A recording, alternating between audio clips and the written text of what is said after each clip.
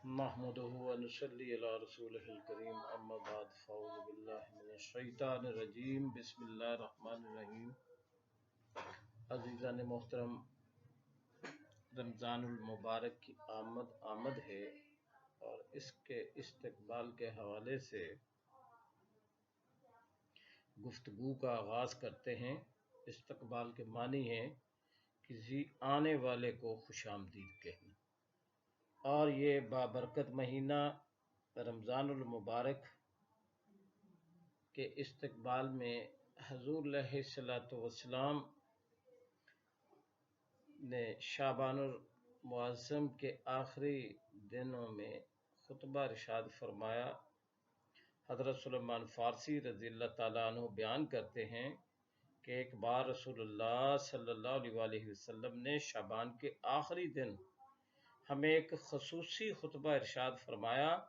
آپ نے فرمایا، اے لوگو، ایک عظیم مہینہ تم پر سایہ فگن ہونے والا ہے۔ یہ مبارک مہینہ ہے، اس میں ایک رات ایسی ہے جو 1000 مہینوں سے بہتر ہے۔ اللہ تعالیٰ نے اس ماہ میں روزہ رکھنا فرض قرار دیا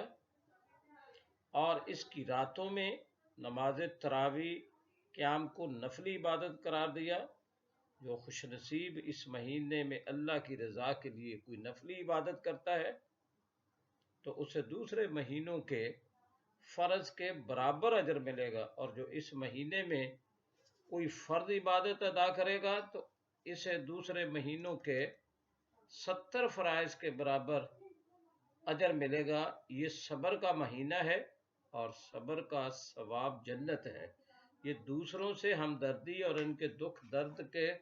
ازالے کا مہینہ ہے۔ یہ ایسا مبارک مہینہ ہے کہ اس میں مومن کے رزق میں اضافہ کر دیا جاتا ہے۔ جو شخص اس مہینے میں کسی روزے دار کا روزہ افطار کرائے گا تو اس کے لیے گناہوں کی مغفرت کا ذریعہ بنے گا، اور اس کے سبب اس کی گردن نار جہنم سے آزاد ہوگی، اور روزے دار کے اجر میں کسی کمی کے بغیر اسے اس کے برابر اجر ملے گا۔ حضرت سلمان فارسی رضی اللہ تعالیٰ عنہ بیان کرتے ہیں، ہم نے عرض کیا، یا رسول اللہ صلی اللہ علیہ وسلم، ہم میں سے ہر کوئی اتنی توفیق تو نہیں رکھتا کہ روزے دار کا روزہ افطار کرائے، تو کیا ایسے لوگ افطار کے اجر سے محروم رہیں گے؟ آپ رسول اللہ صلی اللہ علیہ وسلم نے فرمایا، یہ اجر اسے بھی ملے گا جو دودھ کے ایک گھونٹ سے یا ایک کھجور سے یا پانی پلا کر بھی کسی روزے دار کا روزہ افطار کرائے، اور جو شخص کسی روزے دار کو پیٹ بھر کے کھانا کھلائے گا تو اللہ تعالیٰ اسے قیامت کے دن میرے حوض کوثر سے ایسا جام پلائے گا کہ پھر وہ جنت میں داخل ہونے تک پیاسا نہیں ہوگا۔ یہ ایک ایسا مقدس مہینہ ہے کہ اس کا پہلا عشرہ نزول رحمت کا ثواب ہے، اور اس کا دوسرا عشرہ درمیانی عشرہ مغفرت کے لیے ہے، اور اس کا آخری عشرہ نار جہنم سے نجات کے لیے ہے۔ اور جو شخص اس مہینے میں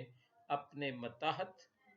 یعنی خدام اور ملازمین کے کام میں تخفیف کرے گا تو اللہ تعالیٰ اسے بخش دے گا اور اسے نار جہنم سے رہائی عطا فرمائے گا۔ یہ روزہ و رمضان کے فضائل کے بارے میں رسول اللہ صلی اللہ علیہ وسلم کا ایک جامع اور امام فروز خطبہ ہے۔ باہر کی دنیا کے بارے میں تو ہمیں زیادہ معلوم نہیں، لیکن ہمارے ہاں ماشاءاللہ استقبال رمضان کی محفلیں منعقد ہوتی ہیں۔ رمضان کسی شخص کا نام نہیں ہے کہ کہیں سے اس کی آمد متوقع ہو، ہم آگے بڑھ کے اس کا استقبال کریں۔ تو استقبال رمضان دراصل ایک وجدانی، روحانی اور باطنی کیفیت کا نام ہے، پس لازم ہے کہ ہم اپنے آپ کو نظریاتی اور عملی طور پر رمضان المبارک کے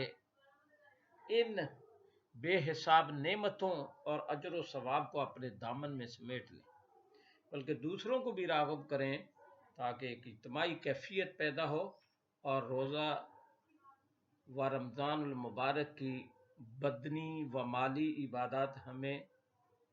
بار معلوم نہ ہو بلکہ اسے روحانی راحت نصیب ہو۔ رمضان المبارک کے بارے میں، یہ ایسا مبارک مہینہ ہے کہ شہر رمضان الذی انزل فیہ القرآن ھدی للناس وبینات من الہدی والفرقان فمن شاہد منکم الشہر فلیصم۔ اللہ کے رسول صلی اللہ علیہ وسلم نے فرمایا کہ اس رمضان المبارک میں ایک رات ایسی بھی ہے جو 1000 مہینے سے بہتر ہے، اور رمضان المبارک میں اللہ تعالی جنت کے دروازے کھول دیتے ہیں اور دوزخ کے دروازے بند کر دیے جاتے ہیں،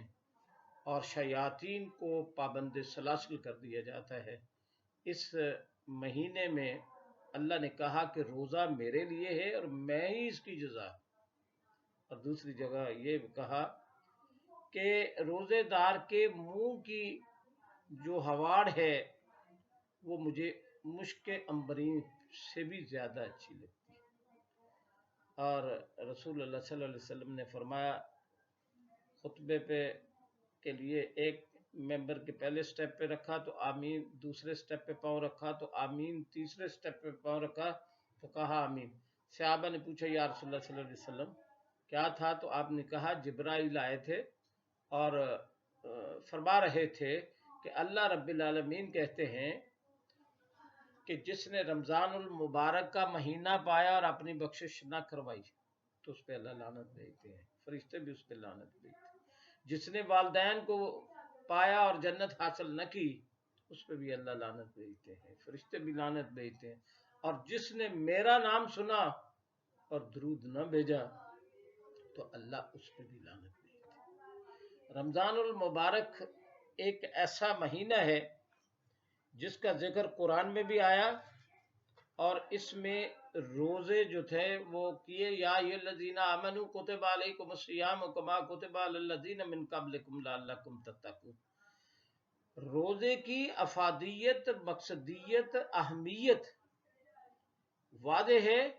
کہ اس کا کیا حصول ہے، لعلکم تتقون، تاکہ تم میں تقوی آ جائے۔ گناہوں سے ڈھال ہے الصوم جنہ، ضبط نفس آتا ہے، ہمدردی، غم گساری، شکر گزاری آتی ہے، اور طبی لحاظ سے بھی یہ ایک طرح کی ٹیوننگ ہے، ایک ٹریننگ ہے کہ جس طرح ہم مشنری کی کرتے ہیں تو اللہ نے یہ بھی ایک سبب بنایا کہ جسم میں سے جو مفاسد ہیں، جو غیر ضروری وہ جسم میں مواد پیدا ہو جاتے ہیں، تو روزہ ان میں مفید ہے، اور انسان کے تندرستی کے لیے آپ نے فرمایا روزہ رکھا کرو تندرست رہو گے، رسول اللہ صلی اللہ علیہ وسلم کا ہے۔ حضور کا صلی اللہ علیہ وسلم کا ارشاد ہے کہ ایمان اور ثواب کی نیت سے رکھے گئے روزوں سے پہلے تمام گناہ معاف کر دیے جاتے ہیں۔ اس ماہ میں جو کوئی نفل ادا کرے گا اسے دوسرے مہینوں کے فرض کے برابر ثواب ملے گا، اور جو کوئی فرض ادا کرے گا اسے 70 فرضوں کے برابر ملے گا۔ الغرض رمضان المبارک بڑا عظیم مبارک مہینہ ہے، اور روزہ تقوی، ضبط نفس اور اخلاص کا وسیلہ بنتا ہے، روحانی اور جسمانی صحت کا ضامن ہے۔ یہ انسان میں صبر، ایثار، محبت، قناعت، شکر گزاری اور غم خاری جیسی صفات حسنہ پیدا کرتا ہے، اور اللہ نے فرمایا اور بے حساب اجر و ثواب کا مہینہ ہے، لہٰذا اس کے ہر لمحہ سے فائدہ اٹھاتے ہوئے اپنی روحانی، جسمانی اور ذہنی اور فکری فائدے جو ہیں وہ حاصل کیے جائیں۔ اللہ تعالی ہمیں توفیق دے کہ رمضان المبارک کے لیے حضور علیہ الصلوۃ والسلام رجب میں ہی اور پھر شعبان میں اتنے روزے رکھتے اس کے استقبال میں کہ لگتا کہ اب آپ روزے نہیں چھوڑیں گے، اور اس کے استقبال میں حضور علیہ الصلوۃ والسلام کمر بستہ ہو جاتے اور فرمایا کہ روزہ جو ہے، رمضان کا مہینہ جو ہے یہ میری امت کا مہینہ ہے، رجب جو ہے یہ اللہ کا مہینہ ہے، اور شعبان میرا مہینہ ہے۔ اللہ تعالیٰ ہمیں توفیق دے کہ ہم ان سارے اجر و ثواب سے عہدہ برا ہو کے اپنے اعمال میں اضافہ فرما سکیں۔ اللہ تمام کو توفیق بھی دے، ہمت بھی دے، طاقت بھی دے۔